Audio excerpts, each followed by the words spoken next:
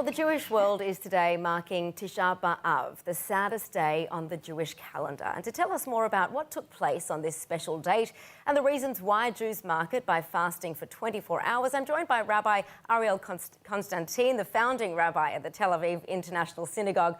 Rabbi, a pleasure to have you with us. Talk us through what is being remembered on this day that makes it such a somber one. Well, Tisha B'Av remembers the loss of the first and second temples. The destruction of the first took place in 586 BCE by the Babylonians. The second temple on the same day on 70 CE after the Common Era by the Romans. But it's not just that.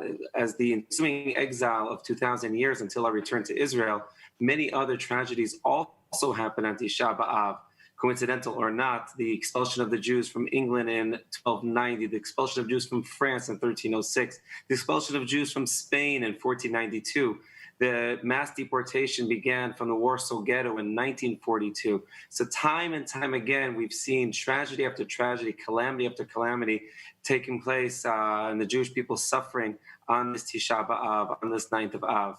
And therefore, we remember this day, we mark it with a fast, and mourn the tragedies that befell our people. And what is the main message of this day? What lesson should we learn from it? There are, I think, two major lessons. One of them is the reason why we went into exile. They say the first temple was destroyed because of idolatry, but we were only in exile for 70 years. But the second temple was destroyed by what's called xhinam, baseless hatred. And we're still in exile from that 2,000 years later. We still haven't rebuilt the third temple because that sin is still existing. We've repaired the sin of idolatry. That's not something that tests us as a people, but hatred unfortunately still exists, and strife and fighting and wars still abound, internal and external. And that's something, once we can repair that and we can bring ourselves together with a sense of unity and love, then we can really see a change and perhaps look forward to a new era of peace. Right. So then just looking at the fact that we're seeing images of the Kotel, of the Western Wall, people praying there every day, what is the role of the temple in Judaism?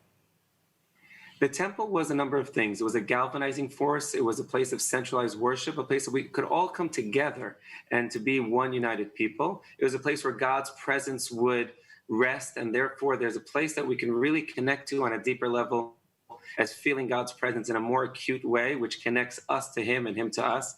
And that's really missing without that temple. We have what's called a synagogue, which is Mikdash Ma'at. It's a mini temple, but it's not the same thing. Without God's full presence, we're lacking in this world. And we want to, the Kotel is the closest place we can get to towards the temple, to wall of the Temple Mount, the retaining wall of the Temple Mount. But we pray to be closer to God and bring God's presence more into this world. Right. And that we hope to have a third temple one day. Right. And you talk about fostering unity and love and bringing more of that into the world. What kind of behaviours should we be then integrating into our life to ensure that we are upholding those values? Well, we see all around the world that there's riots and there's fighting and there's terrible, people are being ripped apart, families being ripped apart by their political beliefs, left and right.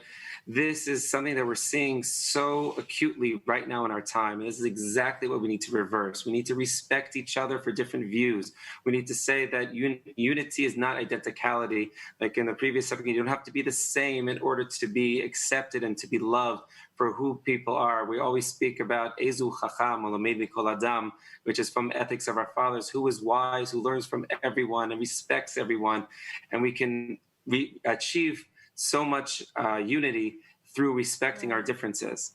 And I think the world is desperate for this message right now. And I hope that the message will resonate on this Tisha B'Av. I could not agree more. Well said, Rabbi. Thank you. Thank you so much.